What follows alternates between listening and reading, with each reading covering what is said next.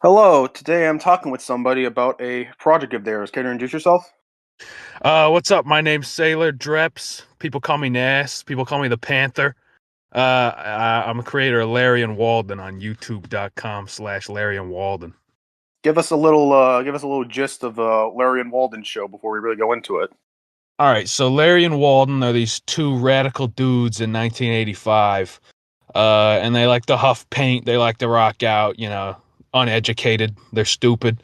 And they crash with this wise sage Jamal, who's thousands of years old, and he's basically their only parental figure, and they're getting into shenanigans and such.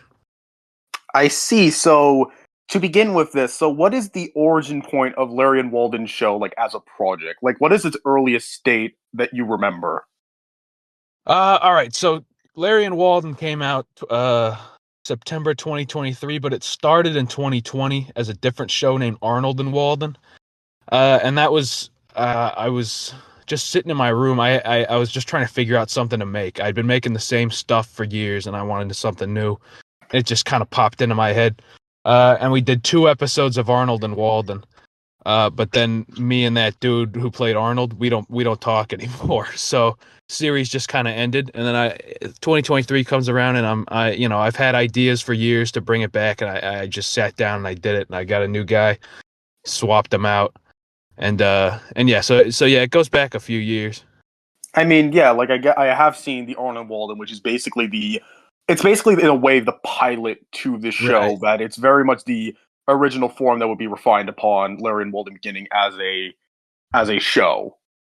I mean, I guess Right. in general, like with Larry and Walden, like what are some of the inspirations and influences that show has that you think are very much integral to this show exists because I am looking at these shows for like notes essentially.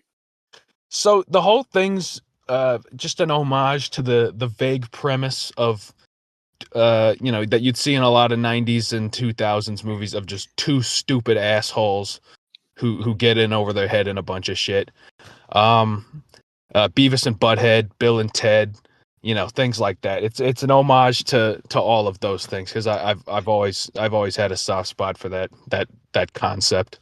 I mean, I was gonna say, like, to me, the vibe of the show I would describe as kind of a middle ground of like, again, a lot of like '90s and '80s comedies that were very much about two goofy young guys getting up to shenanigans, like stuff like Dumb and Dumber and all that, and then also like a lot of like animation from that era. Like, it reminds me a lot of '90s shows that very much were based in that very like goofy, over the top kind of like humor.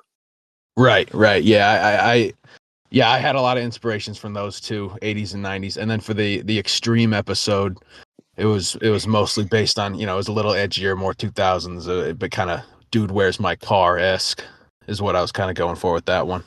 Yeah, like in general, kind of like the more that sort of tone, but more in the 2000s with stuff like I guess Clerks in a way, things of that kind, where it's very much in Right. that tone, but a little more raunchy, a little more edgy, a little more in your face. Yeah. I mean, in general, with the show, what sticks with me is that as much as it's very original, there is an element of I feel like you can tell there is a lot of stuff that you're kind of sending up in your own way. Watching it, there's a lot of points I look at it and go, knowing what you're into, there's just things like odd ones, but just stuff like in the episode, like Larry and Walden give birth. Like I do think by the end of it, the voice of like Walden is basically like I believe an impression of like Eddie Murphy, like a Yeah, character Eddie yeah. Murphy would play. Yeah. I'm basically doing as close as I can to Mama Clump from Nutty Professor. Yeah, I mean, and even down to like the humor of that scene feels very much in the vein of like like the clumps, like that kind of like just like a wacky family getting up into an argument, and it's just like just two old people bickering, and even just the stuff like 2005 Jamal basically being an Inspector Gadget impression. Like I feel like Right. watching it, there's a lot of like stuff that you're kind of both sending up and referencing in terms of like how the show works. In terms of like, yeah, Right. these are definitely the things I'm trying to go for. Right, yeah, like anything I grew up with, or I even just as an adult, I find funny. It's gonna find its way into Larry and Walden in some way. I wear that stuff on my sleeve. Well, yeah, like a lot of it is that kind of like it's a variety of those sort of again as you bring up like '90s and '80s and 2000s stuff that all kind of plays into it. Like, I mean, one that I picked up myself in terms of vibe would be very much early AVGN, which I feel like for a lot of Yeah, people of like your era must have been like kind of the beginning point. yeah, AVGN. That's what got me into making videos in the first place. The second episode, the Gorg episode. in my Google Doc of ideas, that episode started off as just do an episode where it turns into an AVGN fight scene halfway through. Like that, I mean, that was the whole vision for it. yeah, Gorgon. I think a lot of the episodes too, with like Chef Barnacle, definitely gave me the vibe of like those episodes of AVGN where he gets in like Mike to play like the Cowardly Lion or the Joker or Bugs Bunny, where Right. it's kind of this middle ground of very like it's doing slapstick comedy basically, but in a very sort of like DIY, like just stuff you find around the house kind of way. Right. Yeah. And then that beer bottle scene, that was I've been wanting to do that for like 10 years. I was watching old AVGN, seen him break a beer bottle. I'm like, how'd he do that? I look it up. I see there's fake beer bottles. I'm like, one day I'm gonna get that into a video, and I spent like $40 on one bottle. I But mean, yeah, I definitely pick up that sort of like taking from that stuff, but kind of giving its own spin where it's less like it's less built in. I feel like with full on like grouse out humor the way AVGN does it, and more of like the absurd like the stuff that's funnier. I think rewatching it when you're older, where you just notice little like mannerisms and deliveries that like kind of stick out. yeah, exactly. Like I get a lot of that in terms of like the way Larry the Walton deliver things, where it's the delivery that makes the line really work because it's such a very odd way to approach a very basic line. Right, because a lot of it is just how we play the characters. Because I'm not the greatest at writing scripts. A lot of the time, the punchline is just one of them going, okay." But it's really just the delivery of it that I think sells a lot of the bits in the show. Well, I think it's just the middle ground of like having this set very much in a like real world, and then having every character be like a cartoon character, basically, where they do go very like over the top and into cartoon scenarios by all means, but a lot of the humor is just in that happening to somewhere where it's meant to be set in just like the normal world.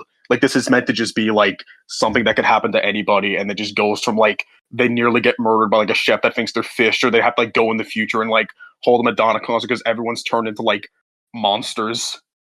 Yeah, yeah. A lot of the appeal to me, especially early on, was just that it's just set in like normal, like rural Mississippi.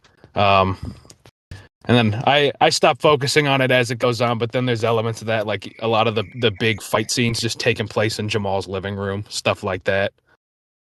Yeah, like kind of like how it's set very much in like the most like plain generic place that like you could think of, and that kind of just leads to things going completely out of hand. And I mean it is definitely not the most intense, but there is an element of it always feels a bit grounded in that era with like the music they listen to and the fact that they really like the NES and everything, where it's very much like mid 80s. And then like when they do jokes of like being to like in Free Wishes where they go to like 2005, that goes into a lot of the jokes of just like, oh yeah, they were set in a different time. Like there's gonna be something very strange to them.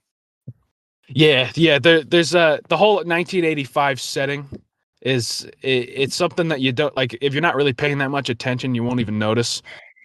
But because Jamal has like a flat screen TV in the background, it's just stuff like that. But yeah, I think I like doing a lot of the stuff where here's them in the 2000s. Now it's a bunch of homages to 2000s stuff. Here's them in the 80s. There's a bunch of 80s references. And then we did Melvining, and I just couldn't help myself. It took place in 85. I had to put in Smurfs Just Dance. I had to. I mean, like, I feel like with like the references, oftentimes it works in that it's either a very clear reference to something that is like they would know of, or it's not. Like even with like the whole Smurf thing of like, well, Smurf was an '80s thing, and that I think even just playing the humor of just like them talking about, I think it is in Barnacle where they just talk about like the Right. Smurfs, like what's Gargamel's whole thing, where they get that element of these are just like two stoner bros that just like talk about cartoons they're watching because it's like 1985. Yeah.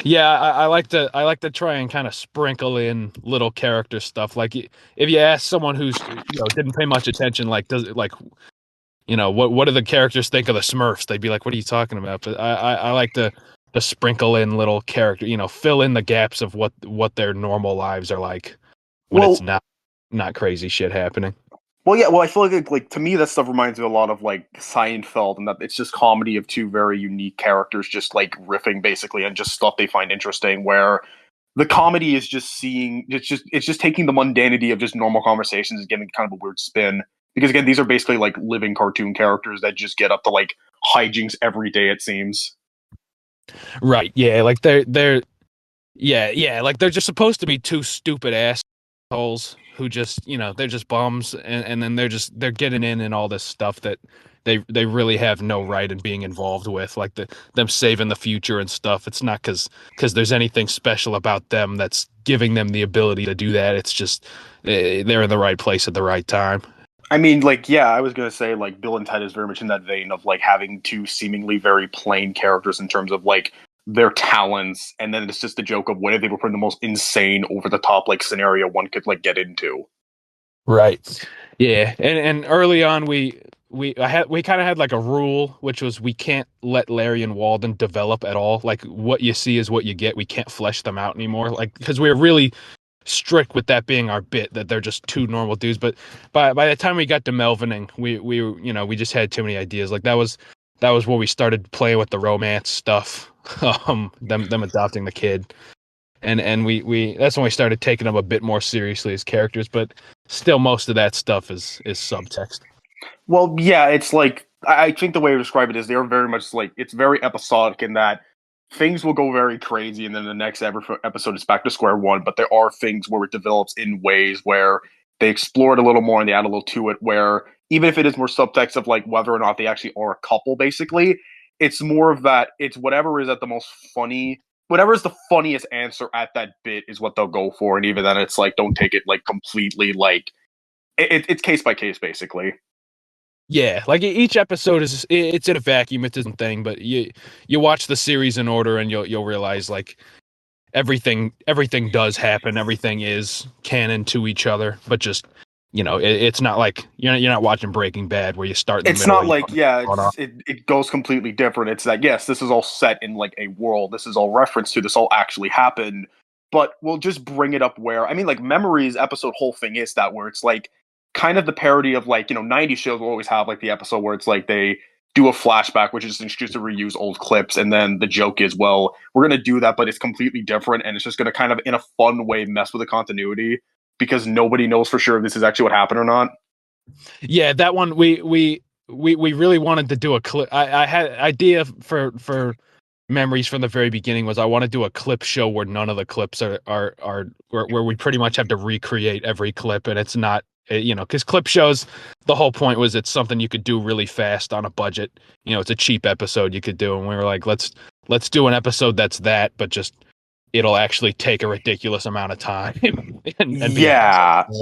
Like basically playing into like again the 90s show where they'll always have that episode, but then like have it where we're gonna like basically give it its own spin of this is still original content, and for the first season of season two, this is going to play into stuff later on.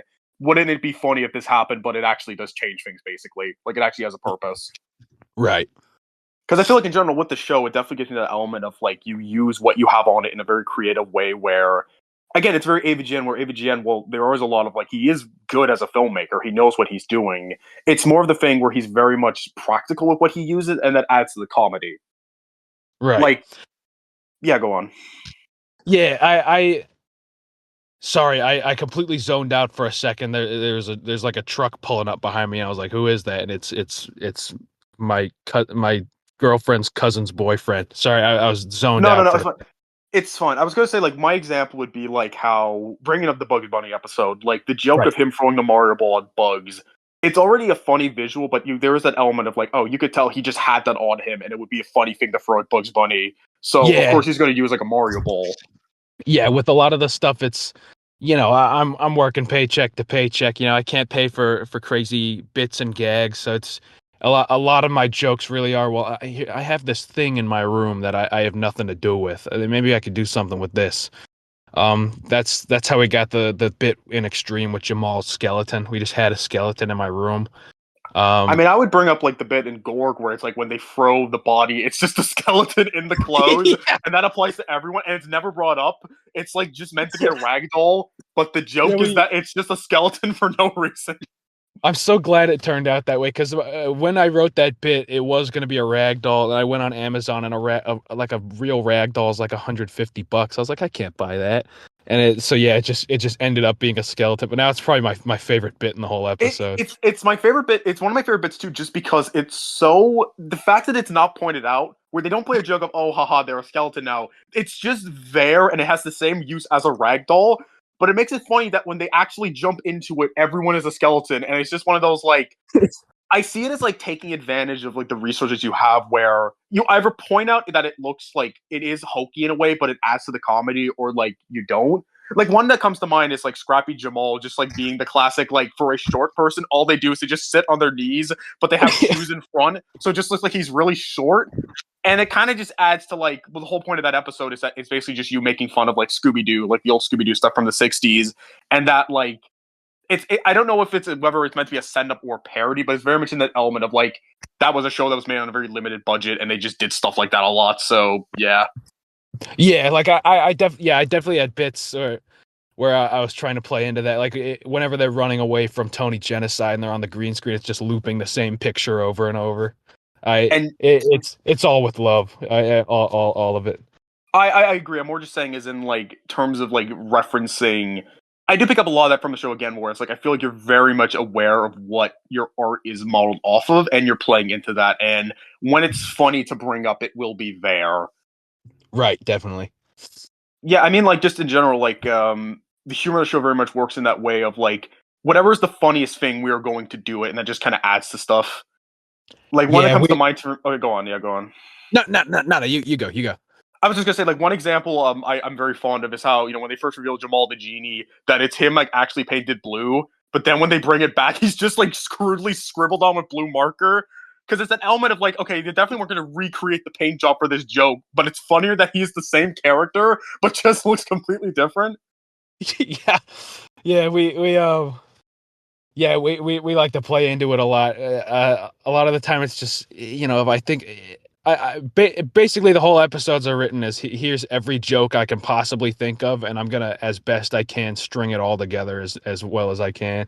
Yeah, like make it coherent for the plot, but then play for like every joke that could be done, all in the vein of an episodic like cartoon series. Like kind of humor wise, I would describe the show as like a mix of like it has a lot of the elements of Beavis and Butthead, as you brought up, where it's very like down to earth of just growing up in the middle of nowhere, just people like this, and that the whole joke is just like, yeah, that's basically how people are. But then it's not afraid to go a little more over the top with stuff like I get a little Ren Stimpy, honestly, of just like complete absurdism that just builds and builds until it's just chaotic by the end of it. Right. Yeah. A lot of it was based on the Beavis and Butthead movie, where here it starts off, it's just these two dudes, they're just being bums, but then by the end of it, it's like crazy international crime drama stuff, and I like to start off small and have it before you even realize what's going on. It builds into something ridiculous. Oh, absolutely. Like it's funny you bring it up because it really is in a lot of ways the show of like it starts off completely normal and then just somehow it skyrockets from there, but the characters don't really change. And that's funny because you think they would go for a complete development, but no, they're the same and they just go back to square one like as it ends. Right. Yeah, my favorite example of all the episodes that do this is Chef Barnacle, because if you click on it and you go 2 minutes in, it's Larry and Walton making dinner reservations with a chef, and then you go 17 minutes in, and it's that same chef having his flesh melted off. That is my favorite episode because I feel like it feels the most like taking the show's general gist and taking it to 5, where like by the end of it you get stuff where like Larry fucking rips off half his face with a cheese grater, and it just his face throughout the episode is like completely red with pain. Oh yeah, we for that bit we had that was a community center, right? And that fake blood is hard to clean up, and so the ending like 2 hours of filming that was just us mopping everything because there was blood everywhere. But our bit there, we took little shreds of a paper towel and we put them in blood, and we had them like we put them on the cheese grater and had them falling off while he did it. So that there's so it looks like there's like bits of flesh hanging off his face and stuff. Like go on now, go on. No, we had to like we had the idea and we were like, oh shit, how do we do this? And then we were like, paper towels, fuck it, and that's how we did it. I mean, I was gonna say too, like that episode 2 has a lot of good jokes of playing into like kind of like breaking in a funny way, breaking a character of like Larry being basically Walden, but somewhat more adjusted at times, having him do this gruesome act of violence like out of a fucking Tarantino movie, and it's never acknowledged. He just does it. I laugh so hard. Like I'm the guy who made the video, and I'm still laughing my ass off. It's just Larry just, hey chef, booty hole, and just grinding a guy's face off with a He cheese screams grater. in Like, agony. No, because it's so shocking, but in a funny way of like, oh my god. 30 seconds prior, he's acting completely normal, like this guy's just a normal ass chef. Like, I mean, just to the fact that a lot of the jokes build up and that the opening is just them, and again, playing it to the silliness of they just go salmon and tuna, and that just builds into him actually trying to kill them through every means possible. And this also includes the implication that he's done this before to two guys that were fish that just had the same like outfit, basically. Again, oh god, it's taking advantage of how silly, like live action cartooning is always funny to me, of just like having real people do like things that seem so fantastical, which I think comedy's like been doing since like the fucking 20s. And Larry and Walton, I feel like, right. is very much in that school of like, it's already funny having characters that are seemingly grounded just go completely absurdism 5 minutes in, and like there's a lot of jokes in the show that I feel like are very much in that vein. Yeah, that's always been one of my favorite things a comedy can do is adapt cartoony shit into live action, but just not in the Roger Rabbit way, but just like like a Roger Rabbit when Bob Hoskins is in Toonland and he's doing all that crazy shit. Like I love seeing live action characters doing slapstick Looney Tune shit. It's like timelessly funny to me. Yeah, I mean, just I think both in the sense of course, like having like movies where you have characters interact with animation, but also just in the vein of like having people do things they would never do that only work in the sense of a movie. Like I could take it from a lot of your comedy. Like you're very fond of like Eddie Murphy's like later movies in like the 2000s and 90s. God, I'm so fond of Eddie Murphy's 2000s movies. I mean, like I was gonna say, like from like reading, like following you on Instagram, I picked up immediately of Walden's voice of like that's just doing the voice of the lady from Norbit. Like that is like setting Yeah. up that movie in general. Yeah, that whole we wanted to do in the Miracle of Birth episode. I had like because in my Google Docs form, I'll write the script and just at the bottom is just a bunch of random ideas. And like Yeah, I really wanted like a dinner scene in with Larry Walden and I guess it would have been Biff. Jamal Gorg and them and Biff. And then just pretty much 1-to-1 doing the Nutty Professor dinner scene. But then that episode we were like, let's just film it all in one day and make it. We'll limit it. I mean, I Because we feel like wanted to. the joke still works in that like, well, there is basically a scene from the Nutty Professor just getting into an argument where like it's just it's Mr. and Mrs. Clumps just getting into a fight about something completely random and just like just the line of like if they don't teach you to flush in the toilet, they don't teach you shit. Where it's like that's just a line you would get from a 2000s Eddie Murphy movie. Yeah. The Walden, I was trying my best to do 1-to-1 Mama Clump voice. Solomon, the guy who plays Larry, he wasn't trying to do what was it, Papa Clump. Mr. Clump, yeah. I mean, fair. I'm more just saying, as in like the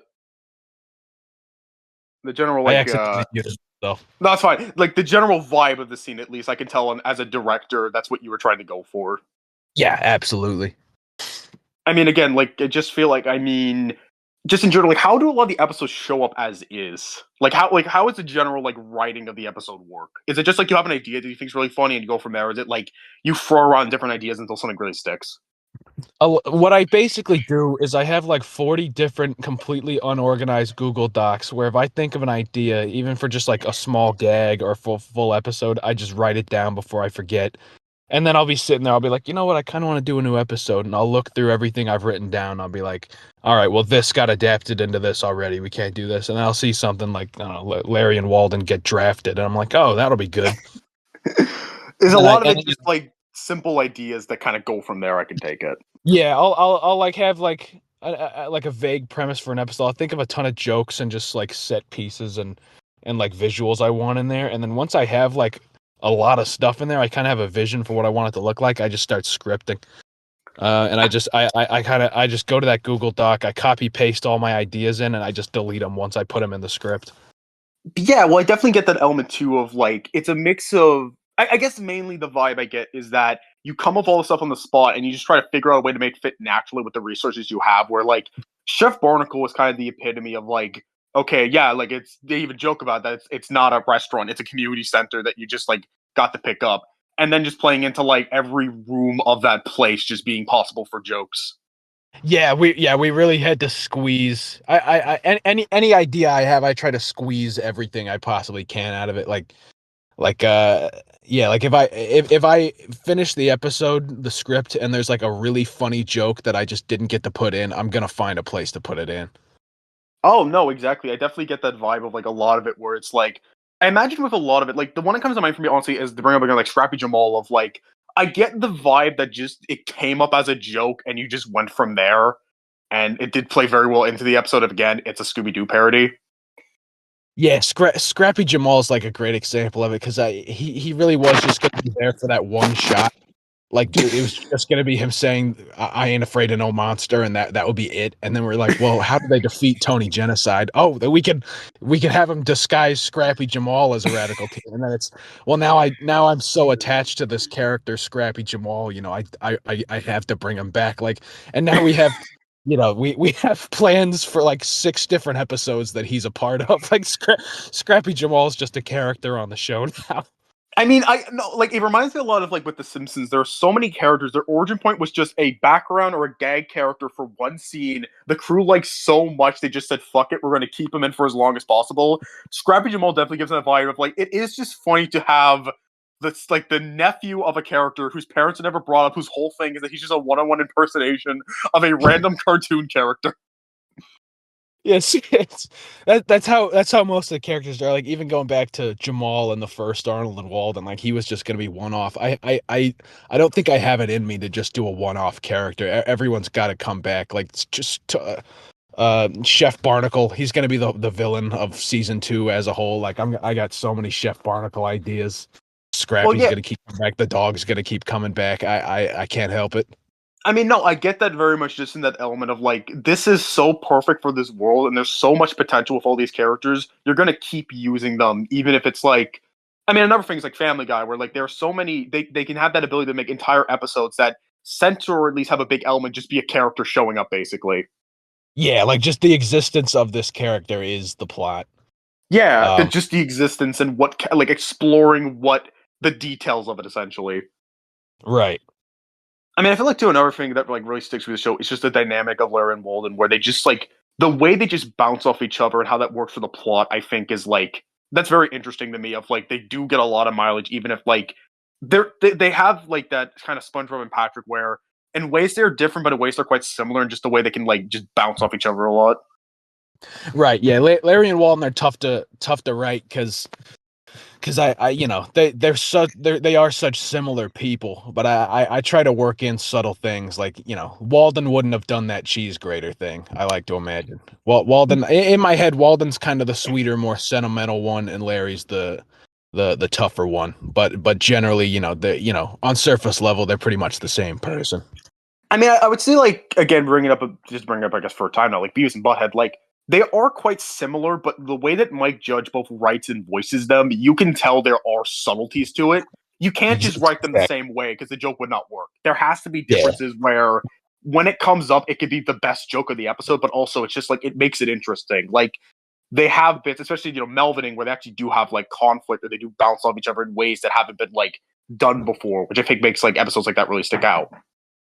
Yeah, yeah. It's that was a big problem with Arnold and Walden was I did those episodes and I wrote them to Arnold and Walden. They really don't have any differences at all between them. And that was when I was bringing Larry into it. I was like, well, how do I make Larry not just another Arnold or another Walden? And that's where Lawrence came from. The whole just he has this alternate side of him, and then that bleeds in. Larry's just a little slightly more aware. He's slightly less whimsical than Walden. And it just that subtle differences like that can go a long way. I mean, I was gonna say like that episode. I wonder, like, with that one, was the original idea that Lawrence was gonna be the smart one and then Walden was the dumb one, or is it like, yeah, it's the similar dynamic as Arnold, but the difference is like we're gonna start up with the joke of like it was gonna be different, but nah, they have to work together for the joke to work. Yeah, that's exactly what we were going for. It's I wanted people who, the few people who saw Arnold and Walden and were there for the Larry and Walden premiere, to be like, oh, I guess they're doing like a dumb guy, smart guy routine now. But then halfway through, he's completely, fucked in the mind. I just love the fact that there's a canonical explanation that's genuinely tragic. Like it's a genuinely tragic story at an angle of like a smart, good kid having his life kind of ruined because of this idiot. And then, like, my favorite case of that is in the Halloween episode, where on the The news news you can report. hear the parents confessing to like, "Come back, son. We miss you. Like, we need you. Please, if you're out there." So it implies almost this weird element of like, did Larry kind of get kidnapped? Did people think he's dead? Yeah, that was one of the first jokes I like once I was like, okay, Lawrence is gonna become Larry, that's the bit. I was like, I need to play into the tragedy of this. I had a bunch of lines about Lawrence, how he's he's getting good grades, he's gonna get into a good college, his parents make him low fat macaroons and stuff. He's got a perfect life. And then just by interacting with Walden, his life is completely ruined. But then it gets you as the audience to be like to see it as a bad thing. But then as it goes on, you realize like Larry and Walden are really meant to be together. Like they're meant to be friends. So Lawrence just kind of has, he gets the short end of the stick. Like he was sacrificed to make it all work. Yeah, And I mean, like, I loved no, playing go into on. it. I loved playing into it. There was a bit we never got in where just Walden was going to chug milk out of a carton, and there was going to be a missing poster, like missing child poster for Lawrence. I had other bits I wanted to do, but and then this is there's a subtle story with all of it behind the scenes, but in extreme. The guy who sells this is first time I'm revealing this really at all. The guy who sells the acid to Walden is Lawrence's dad, but it's something that we couldn't figure out who to play Lawrence's dad, and also we were like on a schedule, so it's just I just dubbed over it with my own voice. But canonically, that is Lawrence's dad selling acid at a skate park. He loses it once Lawrence is gone. I mean, I think what's funny is that like the dynamic of Larry and Walden is never that they either like they genuinely care for each other. They do like look out for each other. It's just funny that it's such a tragic like reveal, but it never really gets pointed out. Like in a way, it feels funnier. They'll never bring it up beyond just casual references. Again, the whole joke in that like scene with the Halloween one is they changed the channel because it's like, dude, they said hell on TV. That's one of the words that Jamal doesn't want us to say. Yeah, my favorite bit in that news scene is when she starts addressing the kidnapper and calls him like a deplorable monster, and it cuts to Walden like picking his nose and shit. And again, that like it implies that in this world they think it is some horrid like serial killer that kidnapped him, but it's just some fucking local dumbass that got him really into drugs. In my mind, they've seen Larry on the street and just he's so unrecognizable from Lawrence. They're just like who's like look at these bums Yeah, exactly. it's just in my heart they live like down the street from Jamal. Like, Oh they no, just they're just missing all of this. exactly. Like the joke has to be they must know him, and they could like it's like literally next door. It's that, but it just never registered. And like again, going into that joke with Lawrence's dad, where there's a genuine tragedy we never see, but fuck it, it's just funny to imply it. Yeah, I love implying shit like that. It's so funny. I the lady who the lady who played Lawrence's mom was just some chick on Fiverr. I looked up fancy British voice actress on Fiverr, and I found one for like $5. And I think that's so funny. It's like because she sounds pretty professional. It's like the most professional voice acting in the series for this lady talking about her son, and then it cuts to Larry and Walden, and they're like, dude, you want to order some wings and shit? Like it's I love the juxtaposition. I mean, implication in comedy is great, where it's like almost the joke is good, but your brain makes it funnier. Where it's like, again, for all we know, there's like a serious drama going on about this like couple, this family falling apart because one of their own got like disappeared out of the fucking blue. But then it's like in the same world where there is a guy whose whole thing is that he's a serial killer of like radical teens, and the way he tries to like get new victims is like, I hope you're being pretty cool right now and eating some pizza and wings. Oh, I love that episode as a whole. I think that's probably the funniest episode as It's Mysteries. one of my favorites in the sense that there's so much to it beyond just being like kind of this send up to like old Scooby Doo, but then also just jokes like that of like his name just being Tony Genocide, and that it's such a specific. It's like also a lot of a parody of like 80s slashers and those conventions, but like in the most blunt way of this is a guy who just kills radical teens. Yeah. I, I I laughed for like a solid minute when we thought of the name Tony Genocide. Like I was trying to figure out how to make the episode work. I'm like, who is hunting that? Like at one point it was like actually a mummy, but then we are like, nah, I should. It would be funnier if it was just like a killer. And then we thought of the name Tony Genocide, and then I wrote the script that afternoon. Like that was that name and just knowing what his bit would be. That he's just a serial killer who only targets radical teens. Yeah, that it's That like, was what I knew.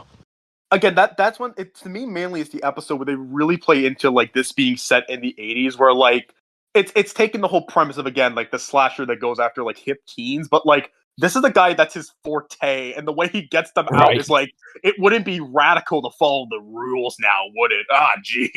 Yeah, exactly what I was good for. I loved playing into it, especially with them using another radical teen as bait by putting him in a box. Honestly, my favorite Like, joke with like Scrappy Jamal in that episode are just his screams at death, like oh god," because it's like it kind of is shocking that like you hear this character drop the cartoony like joke to just become a real person getting murdered, and it's never brought up. I really had to direct those streams. I had to be like, listen, like I want you to sound like your throat is being ripped in half. Like Like and it's the then only, it juxtaposition. I told the guy who played Tony Genocide. I said, okay, and I want you to say things like "take this" splat while you're doing it, and that's like my favorite audio in the whole thing. It's just Scrappy Joe like screaming in anguish, and Tony Genocide is like, "I've got you now, Scrappy." yeah. It sounds like it's the contrast of someone like replicating the sound of a lively video, and then someone just saying lines from like a 2000s game, like some dog shit game from the GameCube, where it's like, "I got you, take this."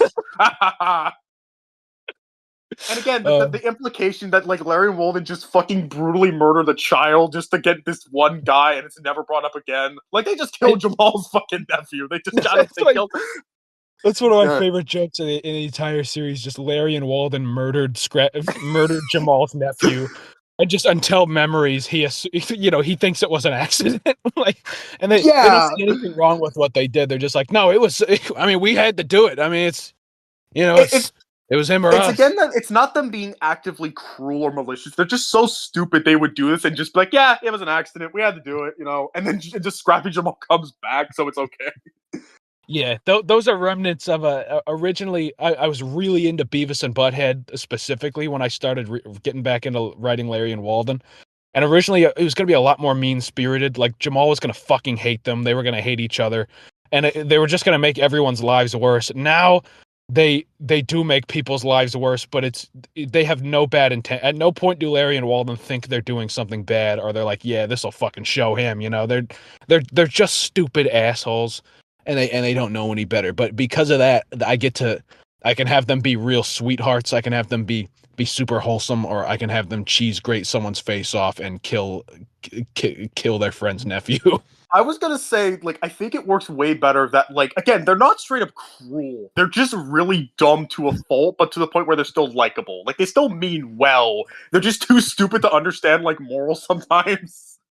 Yeah, Melvining was the first time where, in any way, I was like, I'm gonna get Larry and Walden to care about what's going on, because that was another bit was at no point do they actually give a shit about what's happening, even if it's like life or death.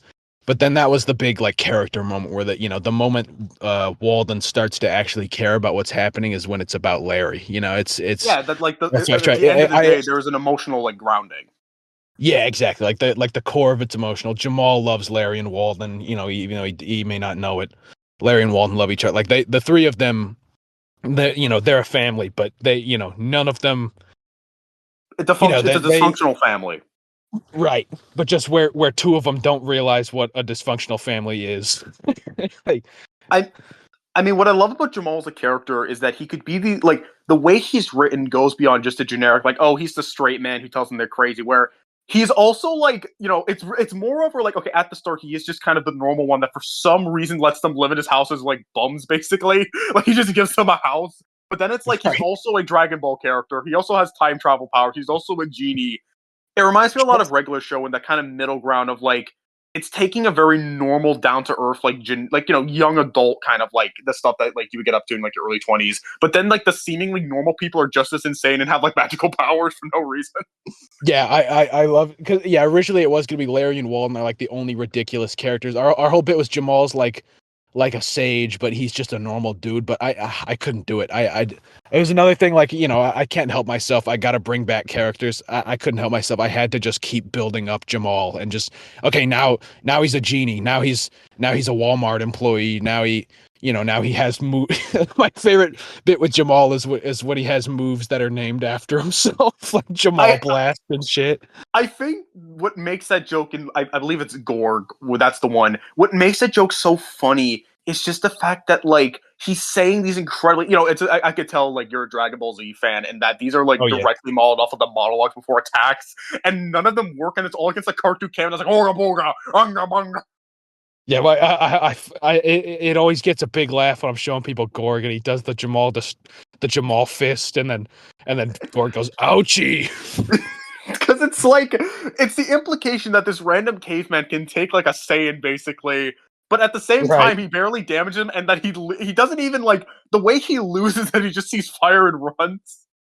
In my mind, the Jamal power scaling is that if he was at his full potential, he could probably like blow up the moon or something. Like he's probably like a Master Roshi type Dragon Ball. Like he could be like a moon buster, but he's just so fucking overwhelmed and stressed, and he's so tired of everything that's happening that he just can't muster that strength up.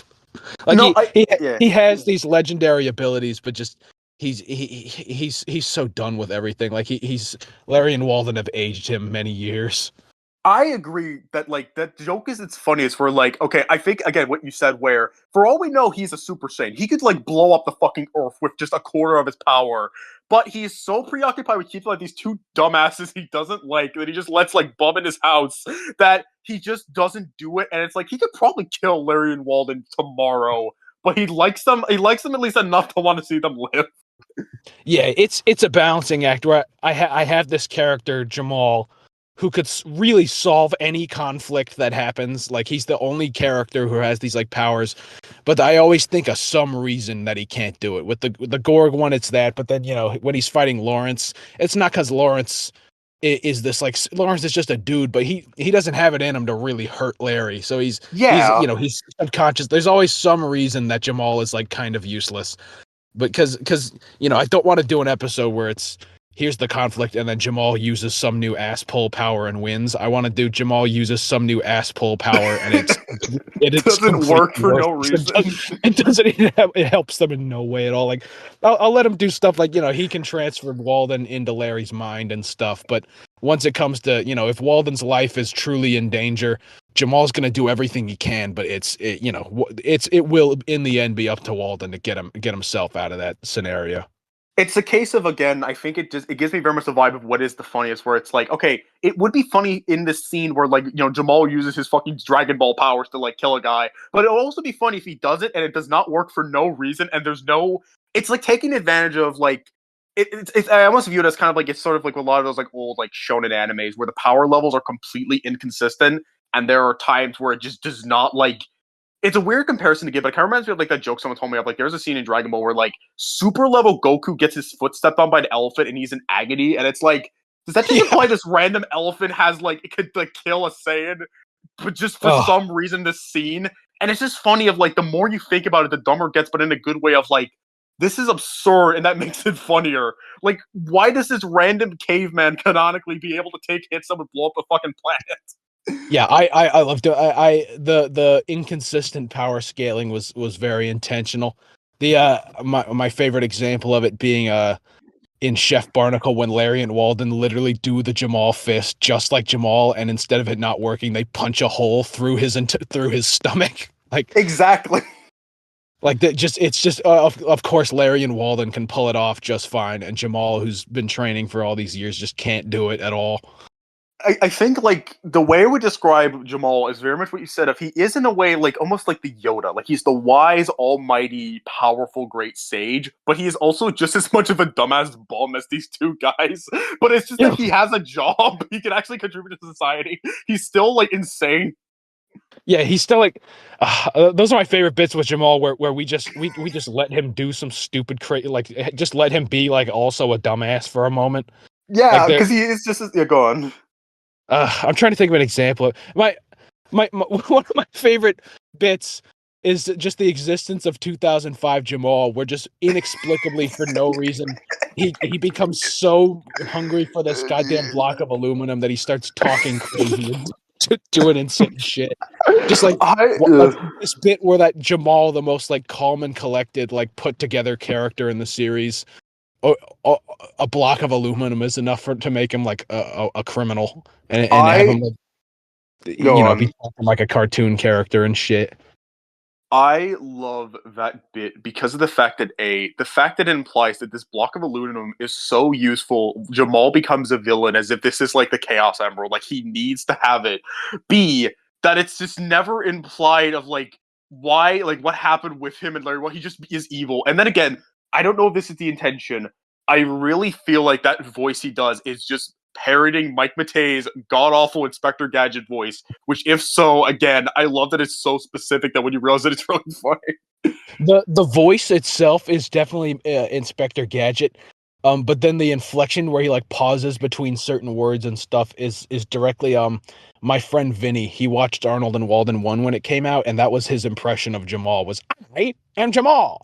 And like he would pause like that, just because like Jamal had like one line where he kind of paused because he was trying to remember what his line was. Like the guy who played him, and then and just like, and I had to work that in. I think it's so funny that I am Jamal. You boys are both useless. I love it. It reminds me of like, okay, like for that, okay, to get a little more specific, it reminds me of how like there's that video of James and Mike talking about like how on those Deke like DVDs from the early like 2000s, they would have Inspector Gadget tell you how DVDs work, but it's like clearly it's not like the guy they actually got. It's just a guy impersonating. It's like press this button to activate the show. And it's like, it's specifically that gadget because the whole like Rambrex video is just Mike making fun of that. But because no one knows about it, it seems incoherent. So that's kind of what it reminded me of, like, No, you're exactly right. Like, then, it reminds me of just one thing about it. Like, it reminds me of like an old like point and click game from like the 90s where it's like it's clearly like all added in for like files and all that, so they're just running through it. Like, I will hit the new button. right. Point and click game is a great comparison. I've always seen it as a like a lot of the dialogue I like to imagine being in like a CDI game. You know, like I like to imagine 2005 Jamal when he's talking is like shrinking and growing to the camera and shit and moving around like a CDI character. Like that. Well, That's like I like when I go for an over the top character. I like to imagine it's like a Faces of Evil character. Well, for like Faces of Evil, it's very much that element where it's trying to be like, I've always loved the comparison people get where like you could tell the CDI team for those like the Faces of Evil was trying to get the vibe of like a Don Bluth film. Like, it's very like very bouncy, very lively, very natural, but they just do not have a budget or good direction, so it just looks incoherent. And it's very much an element where it is very over the top and wacky, but it's also like it taking advantage of its crudeness. Right. I mean, like even with go on. No, you can finish. I was just gonna say, like, I mean, like, there's some stuff that's very obvious with, like, it's pretty great that Jamal invited us to his house. I hope he made lots of beer and wings. Yeah, I love to try and get the CDI references in there. We had Larry mention the all toasters toast thing. I could have sworn, I can't remember when it happened. I swear at some point Jamal just goes, "My boy," to one of them, but I might just be making that up. But I feel like it must have happened at some point, at least in some vein. And then this one's a bit more subtle, but just the emphasis Tony Genocide puts on the word dinner when he asked them what they had for dinner. Like, he's like, "What did you boys have for dinner today?" Like, it's kind of it's blink and you'll miss it, but that was also a CDI reference. I mean, I could take it that like you were very much inspired by both YouTube poops and the very specific like things that got used all the time. Where like we're like one that like a lot of Deke stuff definitely with like Super Show Adventures of Sonic. I feel like even if it wasn't for the YouTube poops, that must have inspired a lot of the humor of it. Oh yeah, I was watching the Super Show and Adventures of Sonic the Hedgehog all the fucking time growing up, and I still am. I was watching the Super Show yet last night while I was at work. And yeah, just that style of writing, that feel to a show is what I was hoping to capture with it. Like I like to imagine Larry and Walden could be a Deke cartoon.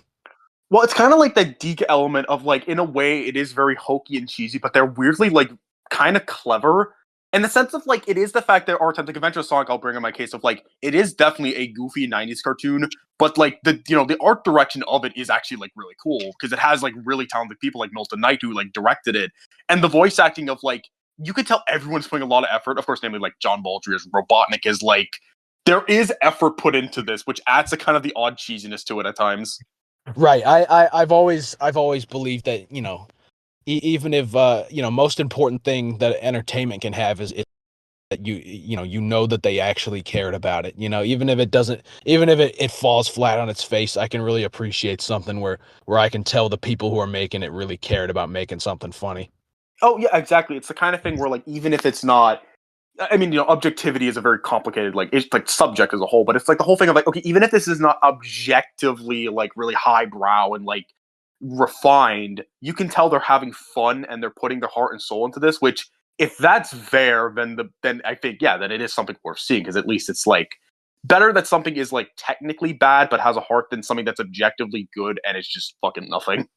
Right, and that's how I feel about most things I love are kind of like that. Like all the Eddie Murphy movies, like you know, I'm not, you know, Nutty Professor one I'd say is like honestly like a genuinely good movie, but two and Norbit, they are not fantastic movies, but just you can tell like there's so much heart in there.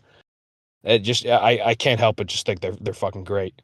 I mean, like, it's the thing where, like, okay, say what you will about, like, technical quality. Like, Nutty Professor, especially, you can tell Eddie is really trying. Like, I've heard people bring up where it's like, say what you will, playing Professor Klump, he is really giving a performance. Like, you can tell, like, this character means something to him.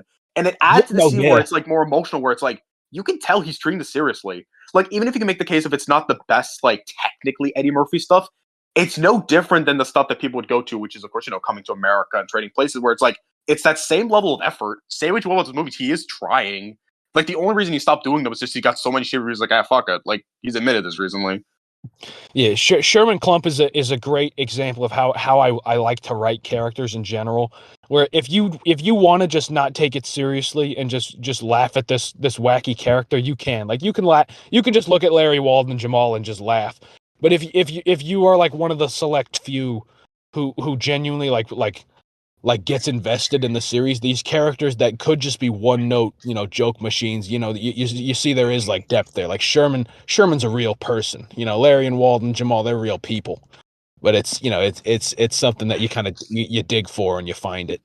Exactly. Well, like I feel like it's just sort of a good blend of like, you bring up Sherman at the end where like, yeah, he can be a very funny character. At the end of the day, it's comedy, but there are moments the movie will take a breather and go, hey, like this is serious. Like not serious, but like you are invested. And then you could also compare it with like Respucia and Norbit, where she is just a complete one note joke character, but that's what's fun. That the one part of the movie that is not meant to be taken serious at all is her, and they just go from there. Right. Yeah, like they take this character Respucia, but you can't take Respucia seriously, but then you see the effect she has on Norbit and it makes it real. Like this character you can't possibly see as anything but a gag character Respucia. You know, once you see like how people feel about her, it grounds that character and makes her real.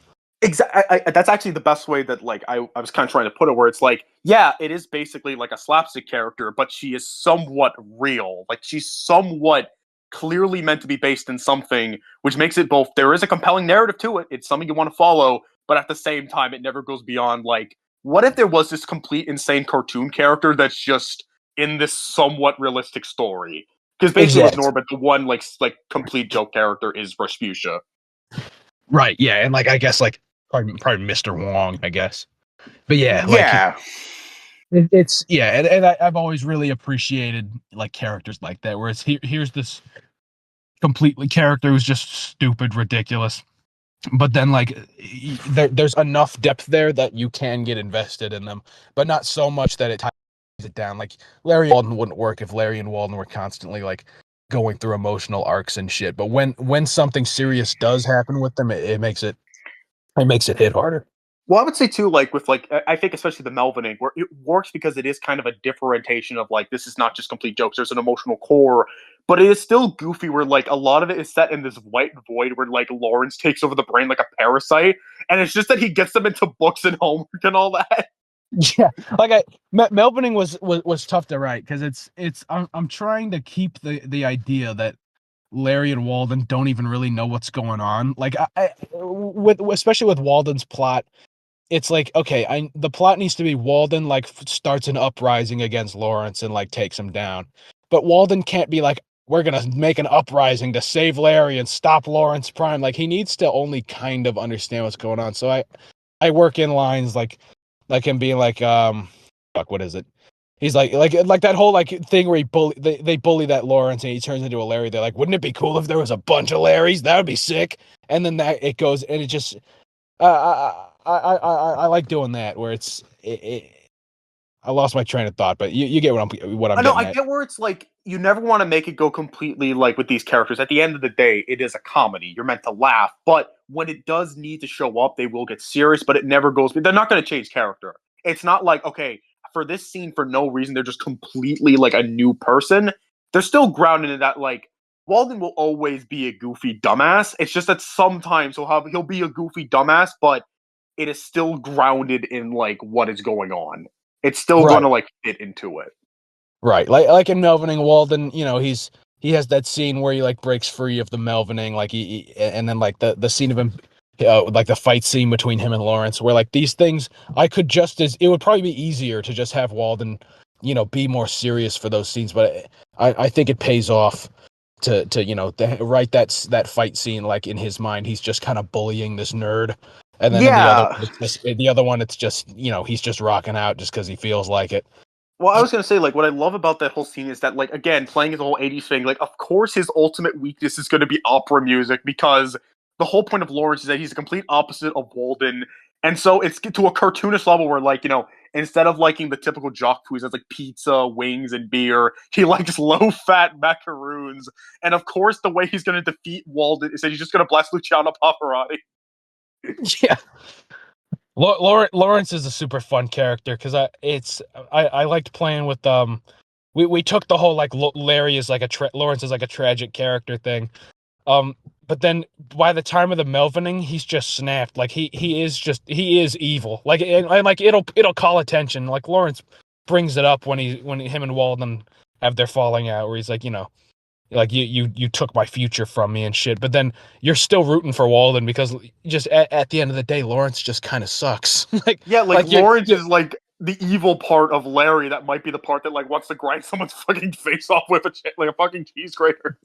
yeah. Anytime like Larry like is able to read something Walden can't, or like he gets like weirdly violent for a moment, I like to imagine that's the Lawrence Prime Yeah, like he's influence. almost like his primal part of his brain that like is willing to like hurt somebody or has intelligence, but it's just stuck in this swamp of like dumbass fucking like chat like jocks that just like to huff paint and like play bubble bobble. Right. Yeah. I love it. Larry's a super fun character to write for because of that. Like I could just it's if I need a character to just like completely act out of character for a moment and just do some ridiculous shit, it's gonna be Larry. Well, again, it is funny because it's never just completely like out of the blue where there is grounded, but that makes it funny where again, it makes sense weirdly enough that Larry can just be fucking violent, like the level of like a Tarantino villain or some shit, but it's out of the blue where again, he's fighting against this wacky cartoon character and his first response is to just fucking gore him. Yeah, like he like he pins him against the wall, but the one to instigate the actual fight is Larry, and Chef Barnacle has Walden at knife point, but I'd argue Larry takes it too far. I think it's also the like fact that it's like again, like with Scrappy Jamal, the fact that like Barnacle is actually screaming in fucking agony, and it is like the way it's God, shot is actually really stark in a way, but that makes it funnier. Of like, oh my god, Larry, what's wrong with you? yeah, it's Chef Barnacle might be my favorite character. It is so we casted him so well. It is so fucking perfect. Chef Barnacle, like any scene, that's like the one episode where I think Larry and Walden are definitely the least funny part of the episode, and it's not even because I wrote them badly. It's just because Chef Barnacle is just too goddamn funny. Like I wanted to do like a complete like Tony Genocide. We had it, but he's not even really in that episode that much, and he's more He's so like a sinister than. he's like the bad guy of it, but in the more loose of like the end of the day, it's Larry and Walden are the focus. He's just kind of like he's a Scooby Doo villain. He's like the one on the outskirts, basically. Yeah, Chef Barnacle was my I wanted to kind of take I wanted to just like the whole idea was just I want an episode where Larry and Walden drive a guy to madness to the point where he wants to kill them. Like start to finish, you see the whole arc of him being a normal-ish dude, and him doing that. My favorite part of that episode is that it follows him. Chef Barnacle. As soon as Larry and Walden get to the restaurant, it's Chef Barnacle's the point of view character. Like you only see Larry and Walden if it's a scene Chef Barnacle's in. I mean, I was gonna say, like, again, what? Okay, go on. No, go for it. I was gonna say, like, I think what makes Barnacle so funny is that he is somehow the most over the top character in the room. Where the tipping point of the episode is that they're trying to get a reservation, and rather than just signing up for it or coming back later, they just go, "Yeah, we're salmon and tuna," and that's the starting point of Barnacle wanting to fucking murder them. Oh, I love that bit. The whole bit was you ever play Octodad? You remember that game? Yeah, I do remember Octodad. Yeah. Yeah, it's my whole idea. Like the original joke with it was, what if the chef from Octodad was just completely wrong and it wasn't an octopus at all?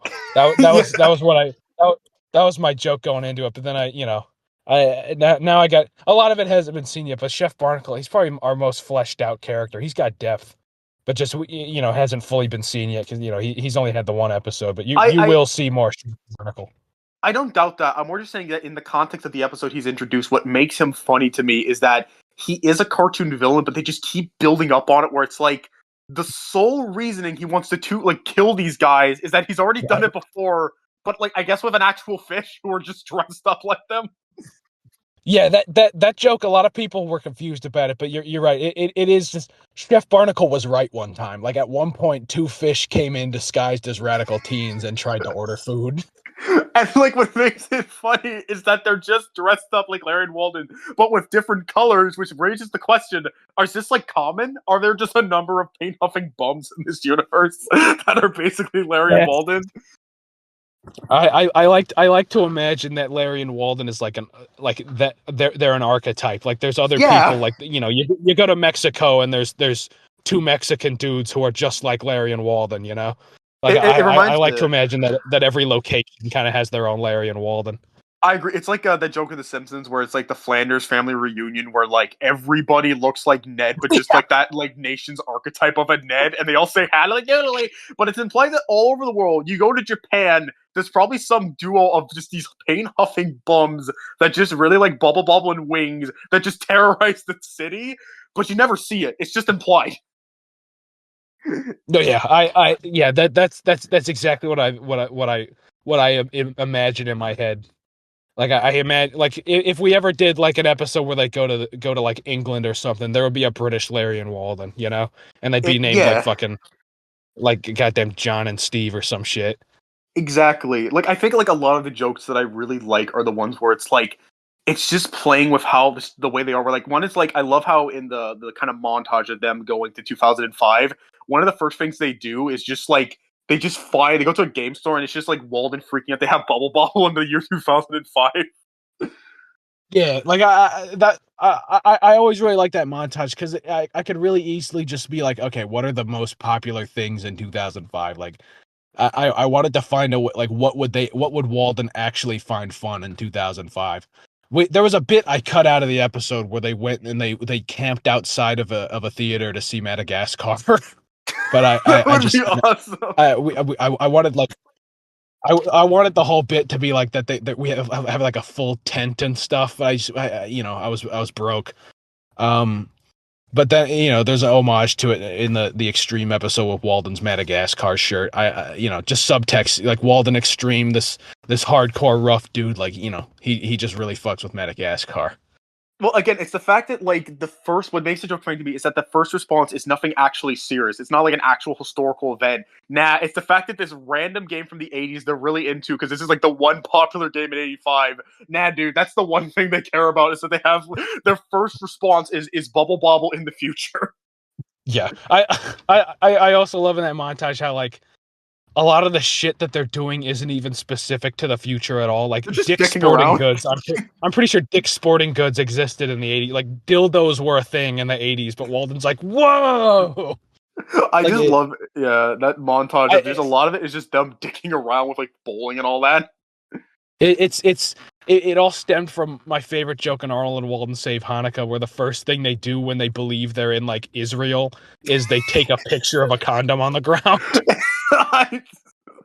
I know we're like, and then just also like the fact that it's just kind of casually brought up they're not in like Israel at all, but that's like it still plays as if they are.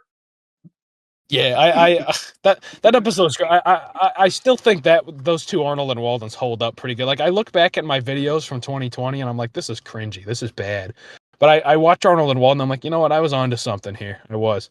I think it's just more of that like they are. I have seen them and I do think they're pretty funny. I just think Larry and Walden is like the more refined. It's beyond the pilot. Right. It's kind of a weird Right. comparison, but it's Yeah. kind of like how you look at the original pilot for Family Guy.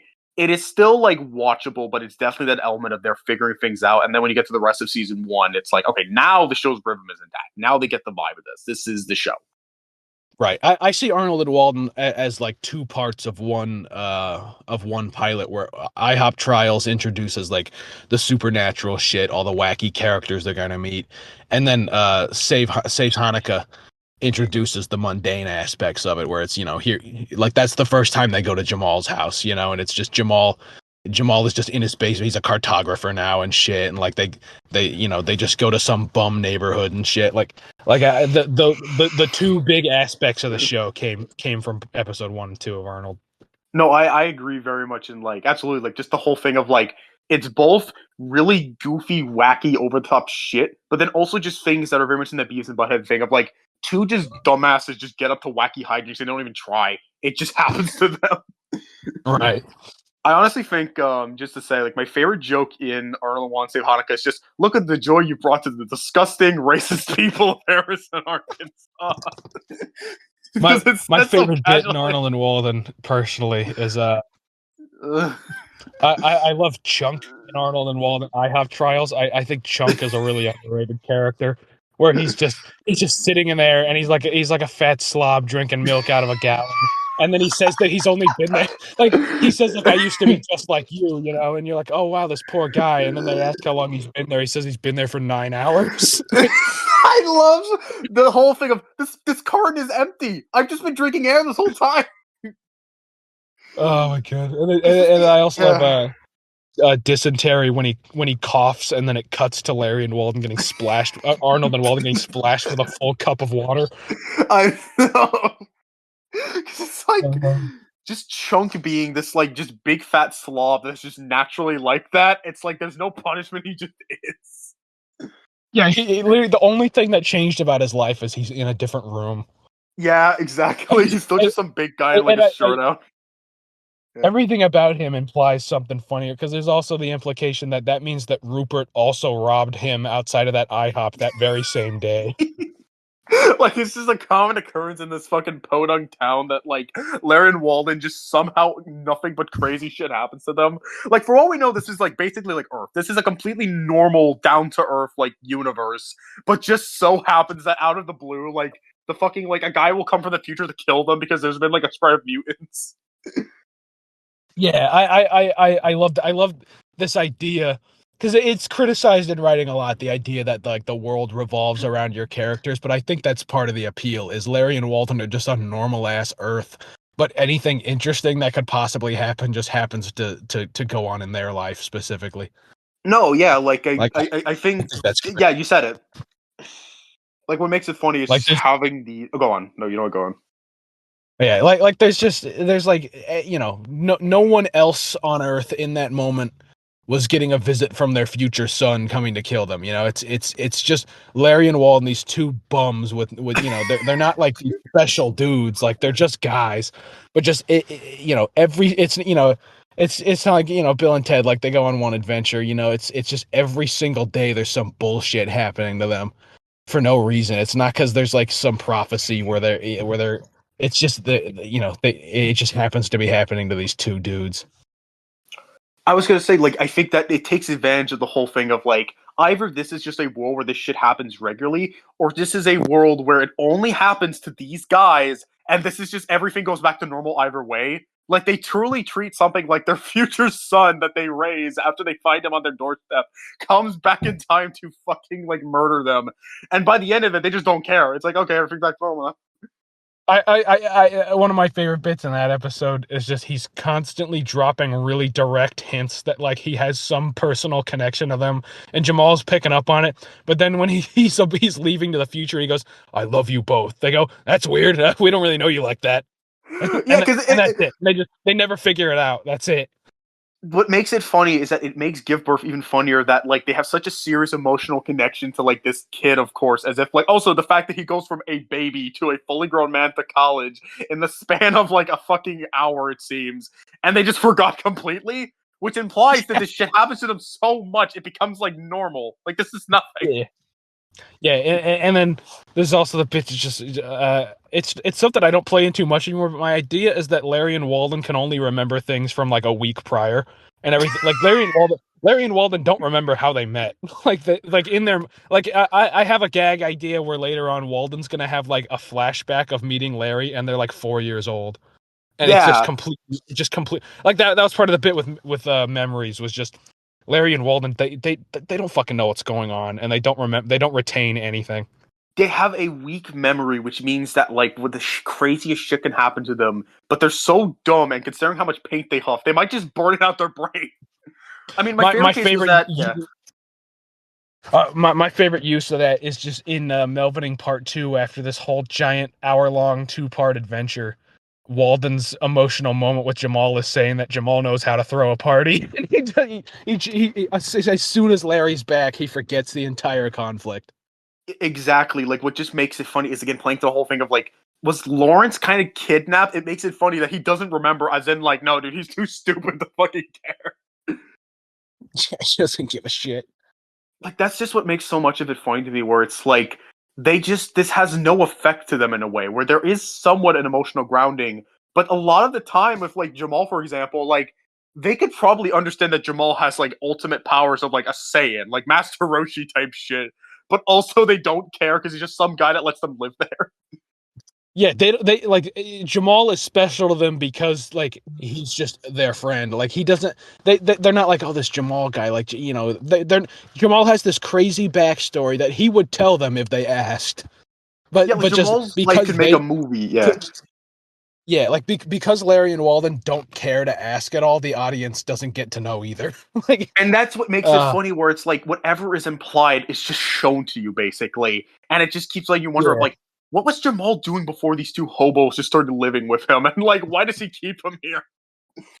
Yeah, I love dropping hints about his backstory, like him saying he's defended the Earth for thousands of years and shit. It's like, what? Where did that come from? It's just because no one asked him. No one really wants. No one in universe really cares to know. Exactly, and the fact that the only reasoning is that the two characters that could probably ask him are just these fucking dumbasses that for some reason do not care about any of this. Yeah, because like Jamal wants them to learn. If they were like, Jamal, what was your life like when you were our age? Like he'd go into insane detail, but all they would actually ask him is like, hey Jamal, when you were 17, did you like get with any babes? Like that's all they'd care to ask. I can just imagine, like, yeah. Go on, no, go on. You know what? It's and then that was what I loved about the Extreme episode was I take these characters, but now they're more mature. They genuinely do, like, Larry and Walden Extreme. They're still stupid, but they've matured enough to the point where now their attitudes that they have is getting them in trouble. Like their lives suck now because of the way they've lived, and like they're kind of forced to grow up a little bit. I love with that episode the implication that they both have like criminal records that are like miles long, and it makes me think that Jamal is the only reason they're not in prison, or the only reasoning they can function in society because he just looks after them. Yeah, and then in the Extreme episode, Jamal, so the backstory with them is after Baby Biff dies in their timeline, they just split up. Larry goes and joins a circus. And then Walden is just kind of with Jamal, And so Walden's doing okay. He's with Jamal, but then Jamal gets fucked up by this aluminum. So he start, Walden's pretty much Walden's only friend, Jamal, is now this fucking lunatic, and he's just like Walden, I need you to burn down that CBS, and Walden just, just that block of aluminum ruins fucking everything. And the fact that, like, the origin of that block of aluminum is in a timeline where the first wish that Walden wants, and it's never explained why, is he just wants a giant block of fucking aluminum. No one knows why they even want it to begin with. I love it. I fucking everything that stems from that block of aluminum. I think it's great. I love doing a bit, like a random one-off bit, and then it informs the rest of the series like that. Exactly, because it's like yeah. No, you go. I was just gonna say, because it's like, okay, that's already a funny bit that the one thing Larry, like, Walden wants for no reason is this block of aluminum, but it's also a plot point. Like, it's a serious plot point. You have to consider the aluminum. It's there for a reason. No, yeah, like you can't look at that block of aluminum bit and then be like, that was a funny, unserious joke. Like, once you watch the show, like, you look back at that and you go, that was the moment everything changed forever. Like, that, there is a timeline where that completely fucking ruins their lives. All of them, you know? Exactly, and like, it just makes stuff like, Baby Biff even funny, where this is just the timeline they're in, and even then they don't really care that much. Yeah, right. Like, Like, in the main, I love doing the bit where just in the future, like, everything they've done is super important. Like, them raising baby Biff, like, in the good timeline, like, them being parents is who they are. And then the other timeline, like, baby Biff dying is like this horrible fucking fucked up moment. But then you look at the main timeline, Larry and Walden, and you get the impression that, like, if Jamal dropped dead right there, they wouldn't even really understand what was happening. Like, they just kind of, they'd be like, Jamal, get up, let's get some nachos. Like, yeah, that's what's yeah. I love it. No, I think what makes it funny is just the fact that, like, this could either be serious important for the plot, or, as you said, Jamal could die in the morning. They would not care, and they would just go on with life as normal. Right. Yeah. And it's great because it's never that they don't care about Jamal. It's just they could not understand what was happening. Like, if Jamal had a heart attack and died, they wouldn't care. And it's not that they don't, like, love Jamal. It's just they don't know what a heart attack is. They're just like, I wonder where Jamal. Like, they would literally watch him get put in the ground and walking away. They'd be like, dude, where's Jamal? Like, they just don't get it. Yeah, it reminds me of, like, what you described. A lot of it reminds me of, like, a kid with their hamster, where he doesn't want to hurt it, he loves it, but when it, like, dies somehow, and it might be because of their own means, they're like, ah, shit. I wonder what's TV's on. Oh, and just, like, again, the way yeah. Yeah, like they can't take shit like that seriously. It's the only somewhat of a mandate I guess I have is just they can't take shit seriously unless it is like a really personal thing, like the Melvining shit, where it's breaking It affects them directly. Yeah, but they don't understand what's going on.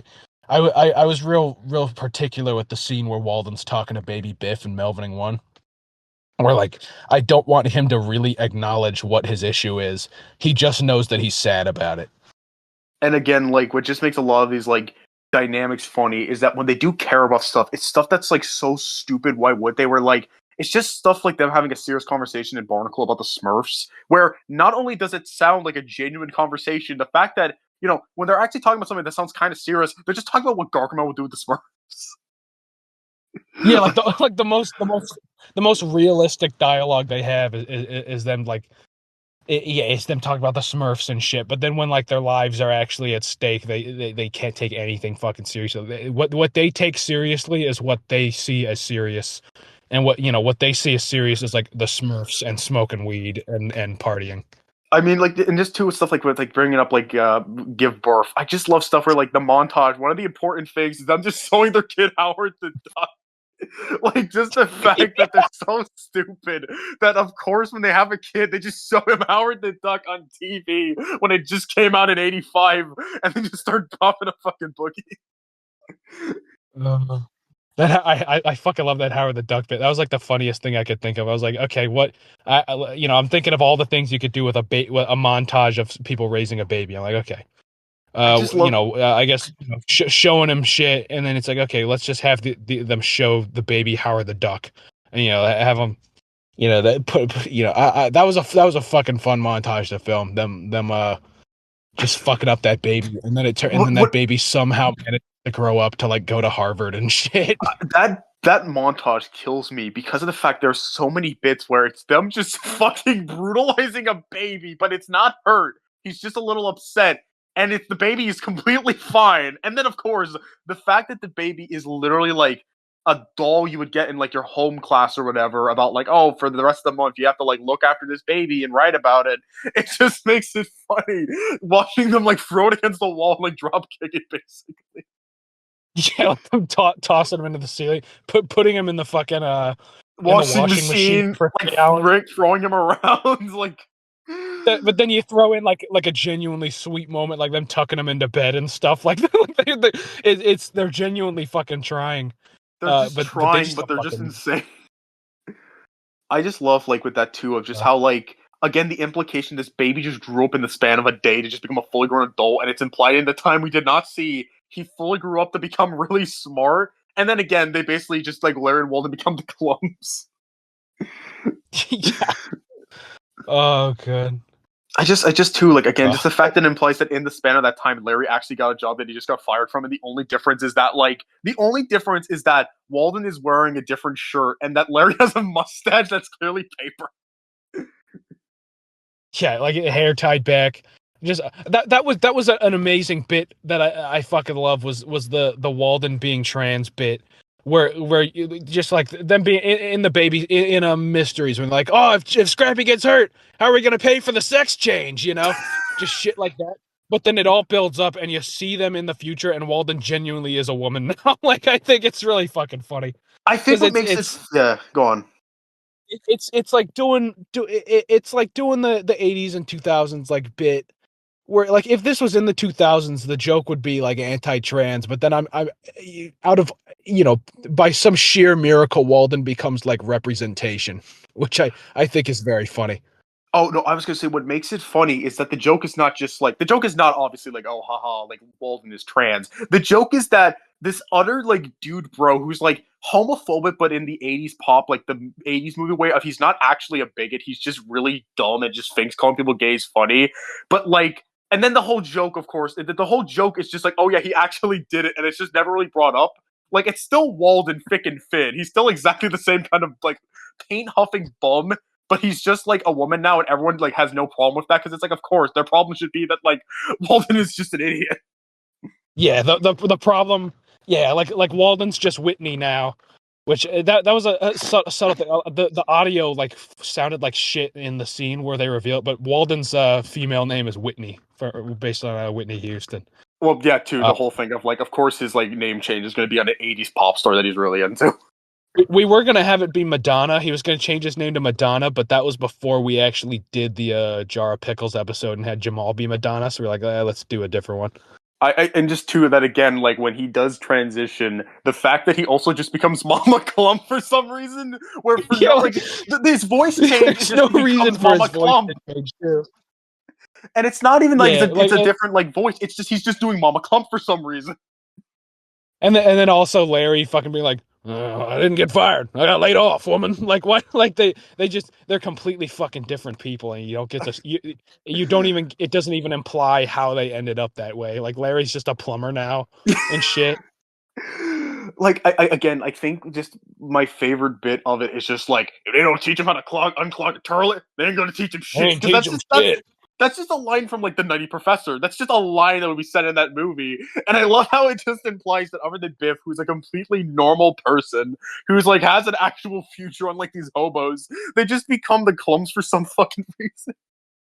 Yeah. Like it's oh god. I think that conceptually, I think that's the best episode. Like I think it's too fucking funny. I think what makes it funny is that it's so absurd that it should almost be like it should be too absurd, but it's grounded enough in stuff that it is funny and they build on it. Where like of course, the whole thing is that, this whole thing is meant to be a send up to, like, a lot of old 80s and 90s comics. Like, of course, they're going to do an episode where they have to raise a baby. But the fact that, like, they're raising the baby is just basically, like, throwing it around like a football, and then, like, having the fucking the montage where it's just the baby dancing and it's just a Photoshop effect. That part killed me because it took a second to realize, oh my god, that fucking baby's just a JPEG that's, like, wiggling around. Yeah, there's I that was my bit, because, like, the Miracle at Birth one was based on just the premise that a ton of shows have done, where what if these characters now had to take care of a baby, but just I wanted to do what if these characters successfully took care of a baby, raised it in the background of the rest of the series for the rest of the show, and it like became plot relevant every once in a while. Like, it was just now part of the show. Just they have this baby, and you see in the future that despite everything, they do succeed at raising the baby. Like, I because I just love that this series has a timeline.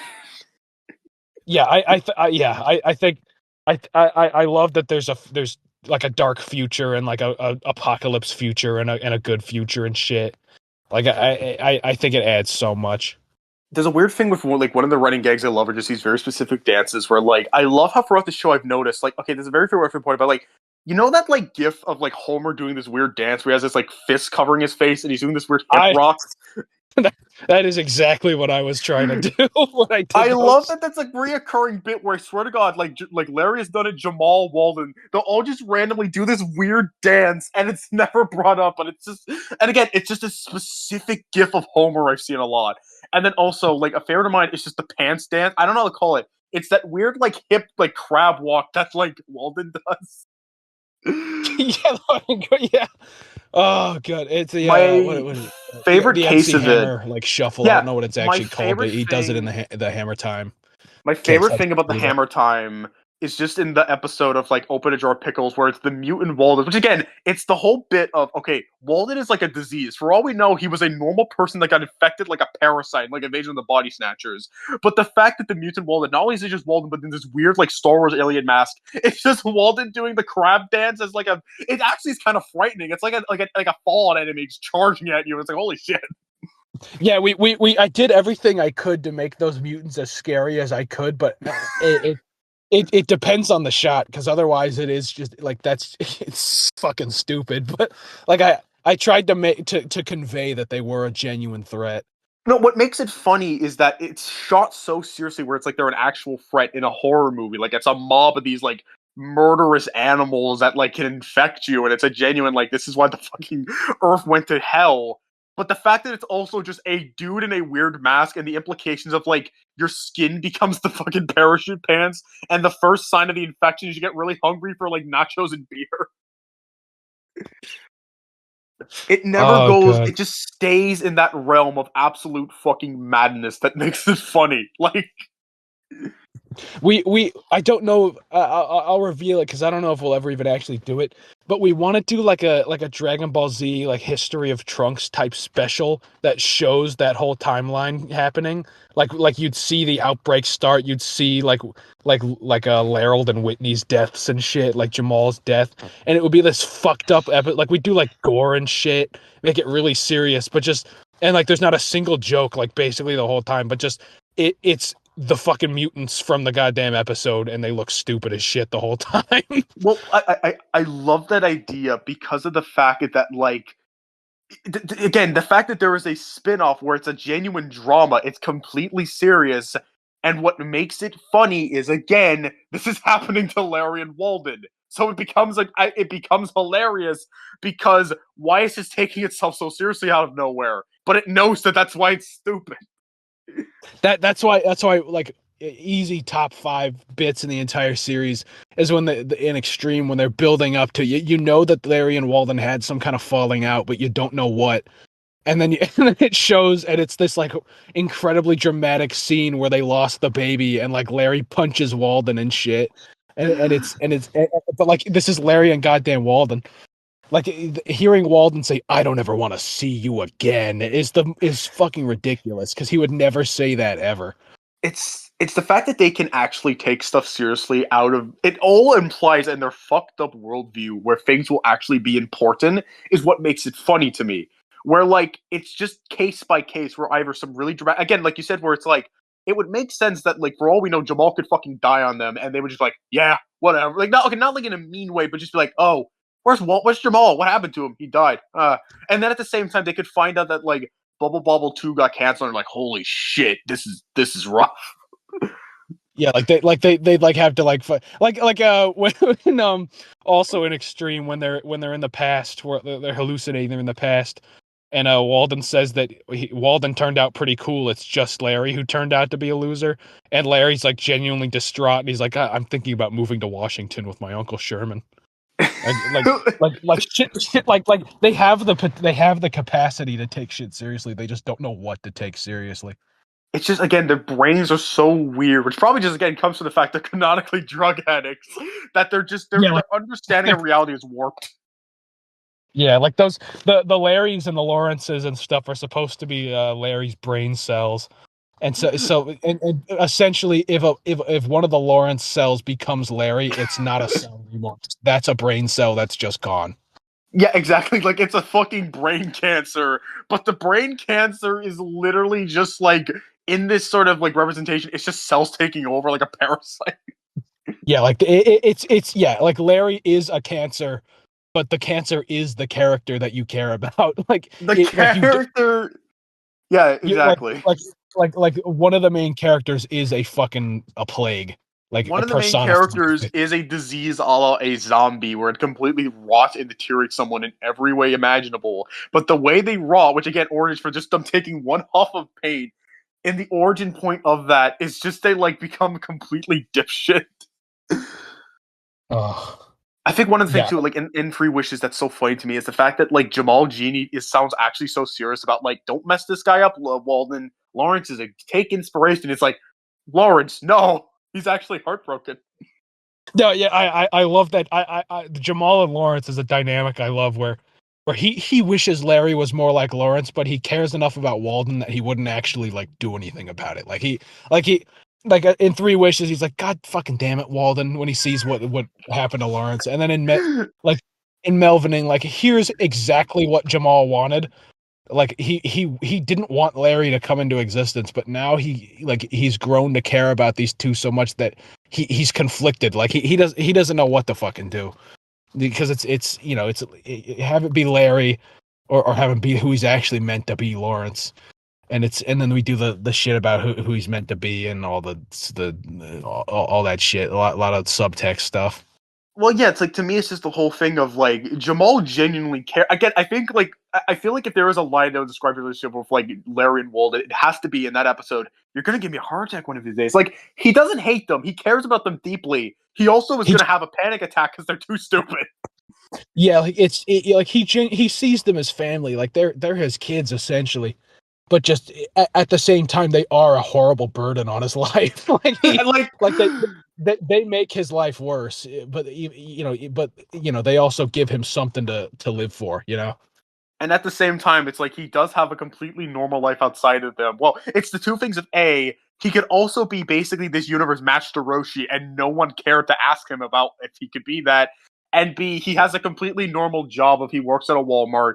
He makes enough to afford a house. Like he is the grounding point where if he would disappear, Larry and Walden would be fucked, and that they just cannot contribute to society at all. So they need to have they need Jamal, and it's just like never really brought up, but he keeps them alive basically.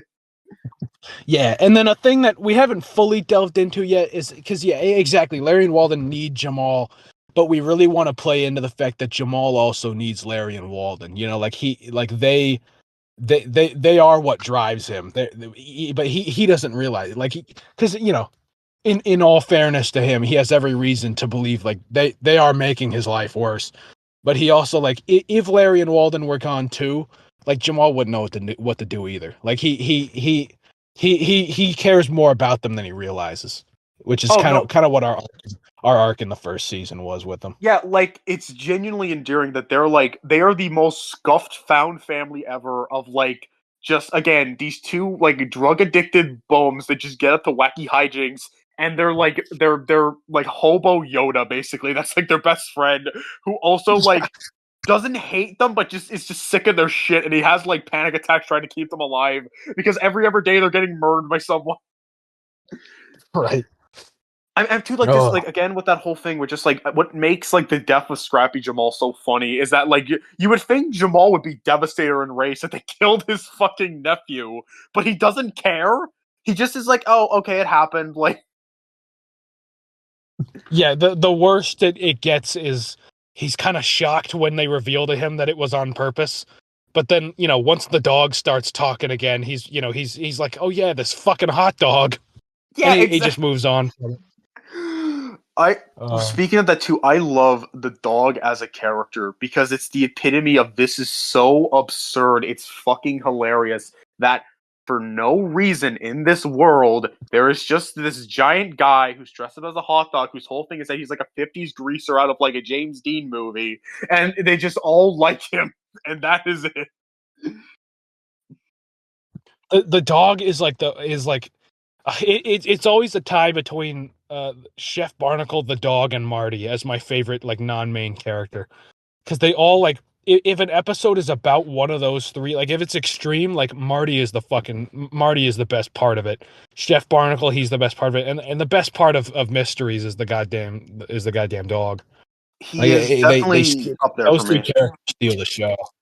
He's The up dog there. like the Yeah.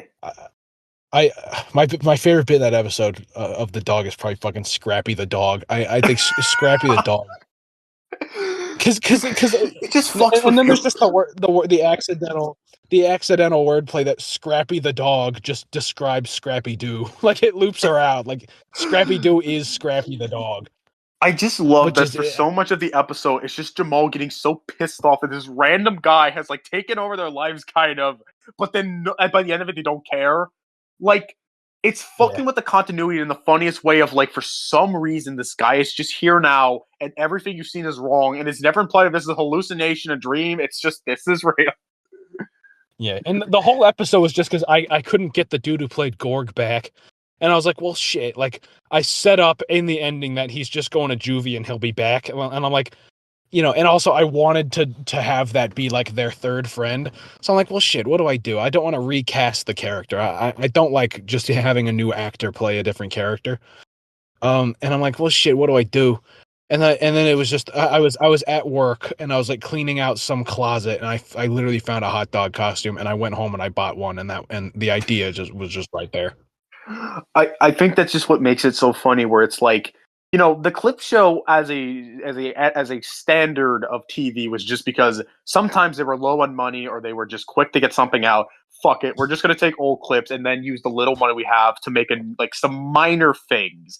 And I love how for this episode, it's taking that premise and going, well, what if like that was a completely new? This has to be like this is an integral part of the show, and we're gonna actually do something with these clips. And the whole origin of it is that they're expecting to see this guy who never shows up. It's this completely new guy, and it's gaslit. It gaslits the audience into, I guess he was there the whole time.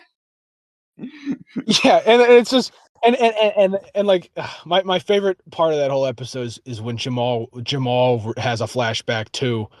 And it's just, oh shit, like the dog, it actually was the dog, like because you're on Team Jamal the whole time, like you're like, yeah, like we watched the show, there was no the dog, but now it's you the audience and Jamal are one now because they're both having this realization, like what the fuck do you mean the dog was actually there? Yeah, exactly. It's like they in a way become the stand-in of the audience just being like, he's not real. It's like, no, he is. And then by the end, it's like, I guess, I don't know, cool. Yeah, and then the ending, I fucking love the ending to it where they just sing Feliz Navidad and they it's just tied up out of nowhere. Scrappy's just back. I love like the ending with the Feliz Navidad because it's such a random way to end it, and the fact that out of the blue it's now the Christmas special is very funny and just like I guess it is now. B, the fact that it's like the goofiest, they just do this little like cartoon idol animation and they just sing the song. C, the fact that like people point out that they get the Spanish parts perfect, but they just muttered the English parts, which is, if anything, it's the opposite, where people know the English parts, they just don't know the parts that are Spanish. And D, Scrappy Jamal comes back after being brutally murdered, and nobody cares. He's just back. The bit of them knowing the Spanish words and not the English one, we I've had that joke idea since before we even did Three Wishes.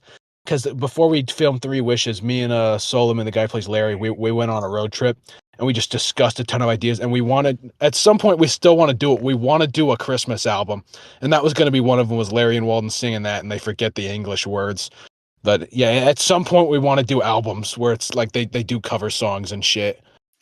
I mean, it fits very much into the show where like a music is a big element, and of course, the music is a big element is the stuff that they would listen to, which is like a mid '80s pop and rock that like was the soundtrack of the era. And like, of course, these two dude bros whose whole thing is huffing pain, eating nachos. This is the soundtrack to their life. Like, there's one bit I love in terms of like, again, playing it to like Jamal. Like, the more you know, the less you know about him, the funnier. Where the implication that he's Madonna feels like it should be a big reveal of like, oh, like, you know, Larry Mullen's musical hero is also their best friend, but it's never brought up, and it's still implied of like maybe Jamal's just lying outright. Maybe we don't know. It just It's so ridiculous that even when you're seeing Jamal on stage as Madonna, you're like, what the fuck? Like, Jamal's not Madonna. Like, and because of that, because it's so ridiculous, it works in a way that like that reveal doesn't have to be important. It can just straight up never be mentioned again, and it'll just work. Oh no, I agree. I agree completely. Where like, even if it is completely canon and it does, again, it's very funny as a bit. I also just love how for the time you're like, this is insane. I don't buy it. Like, how the fuck? And again, there's no origin to it. He's just Madonna for some reason. In like the most like scuffed ass version of Superman and Clark Kent, he is just Madonna. This bit's super subtle, but I think it's one of my favorite jokes I've ever done. When he reveals he's Madonna to Biff, he doesn't put on a blonde wig. He takes off his own hair, so the Madonna hair is his natural hair. Yeah, And no, he's wearing a wig. It's the implication that it's like Madonna it's not the other way around where like Jamal just dresses up like Madonna. No, Madonna Jamal. Dresses up as Jamal. Like, Madonna just puts on a fucking like suit, Professor Klump style, to just become a completely different person. That's exactly like in my mind, like Madonna spends like 6 hours every morning, like getting into her fat suit, like 6 hours of serious like makeup work to get ready for this role, and the role is this little like rando in middle of nowhere whose whole thing is that he takes care of these two dumbasses. The role is his entire life. Like, the role is his entire life, even though he's a multi-millionaire who's like one of the most respected people in the fucking industry. It is magical. He still works. He still works a 9 to 5 at fucking. He still works double length Walmart shifts and shit. He still just has the standard life of just some guy in like, you know, some like lower middle class guy in like middle of nowhere fucking Mississippi. And what makes it so funny is that he just chooses this willingly, which then makes you wonder of, okay, is Madonna the one with the Saiyan powers, or is it only Jamal? Like, is Jamal like a Spider-Man when she like is Jamal like the Werehog in Unleashed, where it's like these new powers they fucking gain by wearing it? Yeah, like him being Madonna answers one question in that why did Madonna and Jamal disappear on the same day? And it's a question that was only even raised like 5 seconds prior, but then the answer raises like 30 other questions. Like, how the fuck does Jamal being Madonna work? What I love about go on. Oh, I was just gonna say I do gotta get going kind of soon. So if you got any other questions, let me know. I mean, thank you. This was very good. Oh, the only thing I'll just throw in is, what is your future plans for Larry and Walden? Like, what is something you're gonna say for people interested? Like, what's some of the stuff you have like planned that you can kind of say at least a little bit of? Bare minimum, we're doing season 2, 3, 4, and then a movie that's going to conclude everything. We have the movie's not written, but we have every single like tiny plot point like written down. Just haven't like made it into a script. But there's a big movie finale where all the characters will be involved, and it's going to be like shot in 4K, like really, really decently high production value. But yeah, see, we're going to keep doing at least 4 seasons. Season 2, this is the Chef Barnacle season where he's the villain of it. Like, he's like around every other episode, it's gonna be a Chef Barnacle episode, and he's gonna be in various roles and shit. And then season 3, I won't say who for any of these, but each season's gonna introduce a new overarching villain for that season. who then just becomes part of the cast. Like after this season of like serious ass Chef Barnacle episodes, he's just gonna be a bum like Larry and Walden. He's gonna be Just some like guy. like at some point, like I'm sure there will be an episode where just Jamal gets a ring on the doorbell and he opens it and it's Chef Barnacle and Chef Barnacle's like, I'm coming to live with you or some bullshit. Like he's not gonna like he's just gonna be a gag character after that. He's just gonna forget completely that and he he's was just like gonna be part of the brutalized. Yeah, like I mean, no, that's perfect. we Like, got a yeah, we got a bit where when Chef Barnacle comes back, we didn't have an eye patch, so that's why he's when you see him in memories and the post credit scene, like he's just kind of looking away. But he's gonna have an eye patch for when he got stabbed in the eye, and each episode he's gonna get like brutally maimed in another way that's like permanent. Like like in episode 1 of Chef, like the first Chef Barnacle, he's just a chef. By the end, like he's like he'll have like a missing hand and like he'll basically be a pirate by the end of it. Like like he's a gonna have a fucking peg leg. penguin. Like a peg. I might even go all out and just have him fucking have a parrot on his shoulder. I don't even know. Like But a parrot. yeah, but yeah, no, that's we got a perfect. shit ton of ideas. It's just gonna keep getting better. Like season 1, I'm so proud of it, but with what we have planned, like season 1's probably gonna be the worst season. Yeah, It's gonna keep, and then we have more extreme. We got a ton of extreme episode ideas. We have ideas for how to bring 2005 Jamal back. As like we have like we're like imagine the genie Jamal, but instead of blue, it's red, and he has like demon horns, and he's like a ghost. like a We've Satan Jamal. Yeah, we've been really thinking about that. And then we got 2005 the dog is going to happen and most notably we have a fucking, I'm not going to give anything away, but a fucking awesome idea for 2005 Chef Barnacle, cuz in that timeline they never met him. They never ruined his life. So you'll get to see like what Chef Barnacle naturally would have ended up like. And he's essentially going to be like their, like if it's Beavis and Butthead, he's going to be their Todd basically. I am so excited. Yeah, that's gonna be fucking great. And then we got we got plenty of plans. We got plans for at some point Larry and Walden main timeline are good. You're at some point. I won't. I'm not even sure yet if it'll be a big role or just a little cameo. But there will be an episode where you get to see 80s timeline Marty. Which that's gonna be fucking great because I could give everyone here could guess for 1,000 years what 80s Marty is like, and they'll never fucking guess it. We have the most fucking hilarious twist on Marty ever planned for probably next season. I am so excited. This sounds amazing. And again, thank you. This was a great time, and I think we got a lot of good stuff out of this. Oh yeah, thank you. This is awesome. Yeah, so thank you very much. And all right.